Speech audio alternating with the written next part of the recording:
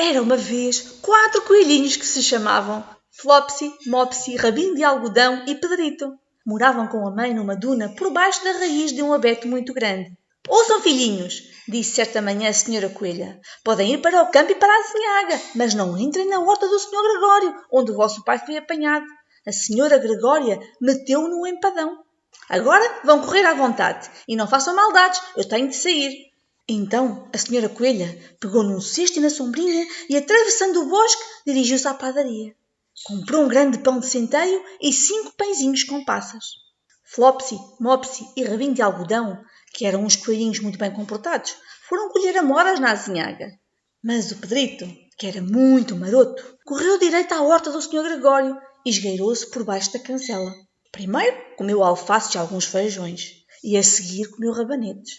Depois sentiu-se um bocado agoniado e foi à procura de salsa, mas ao dar a volta à estufa dos pepinos, quem havia ele de encontrar? Nem mais nem menos que o senhor Gregório. O senhor Gregório estava de gatas a plantar couves, mas deu um salto e deitou a correr atrás de Pedrito, brandindo um ancinho e gritando a bom gritar: Para, ladrão! Pedrito ficou assustadíssimo, andou às voltas na horta porque não se lembrava do caminho que ia ter à cancela.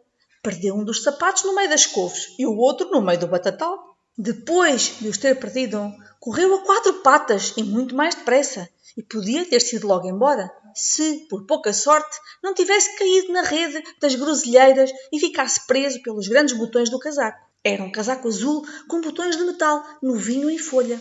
Pedrito sentiu-se perdido e desatou a chorar com lágrimas enormes. Mas os seus soluços foram ouvidos por uns pardais simpáticos que voaram para o pé dele muito aflitos, pedindo-lhe que fugisse. O senhor Gregório apareceu com uma peneira na intenção de a deitar de repente em cima da cabeça do Pedrito. Mas Pedrito escapuliu-se mesmo a tempo, deixando ficar só o casaco, e fugiu para o barracão das ferramentas, pulando para dentro de um regador. Teria sido um bom lugar para se esconder, se não tivesse tanta água. O senhor Gregório tinha a certeza de que Pedrito estava dentro do barracão, metido em qualquer canto, talvez escondido debaixo de um vaso. Começou a virar os vasos todos cautelosamente e a espreitar por baixo de cada um. De repente o Pedrito espirrou. Achim!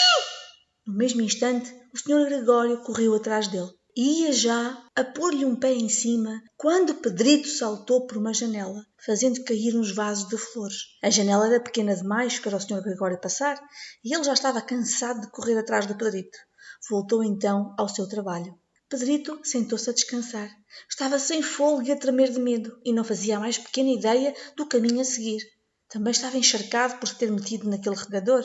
Passado um bocado, começou a se ir andar por aqui e por ali, tic-tic-tic, sem correr, mas a olhar para todos os lados.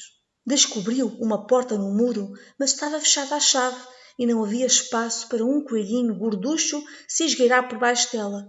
Uma rata velha corria de cá para lá entre a porta e o degrau de pedra, acarretando ervilhas e feijões para a família que morava no bosque.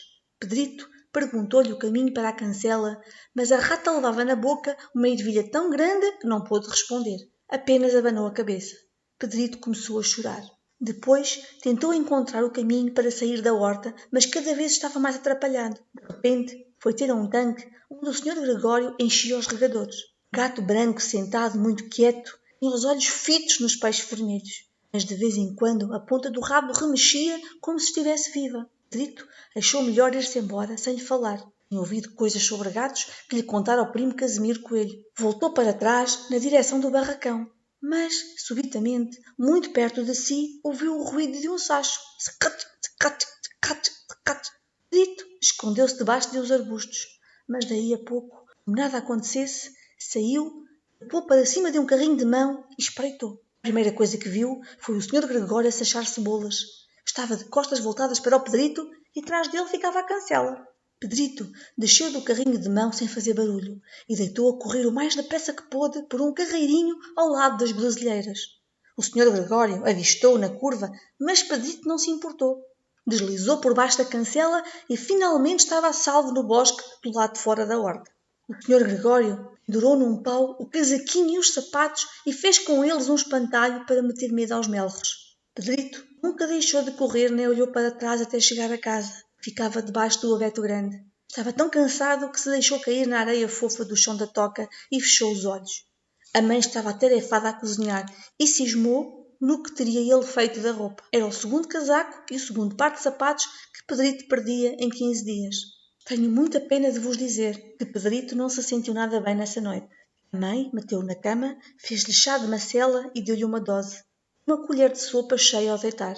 Mas Flopsy, Mopsy e Rabinho de Algodão, esses jantaram pão, leite e amoras.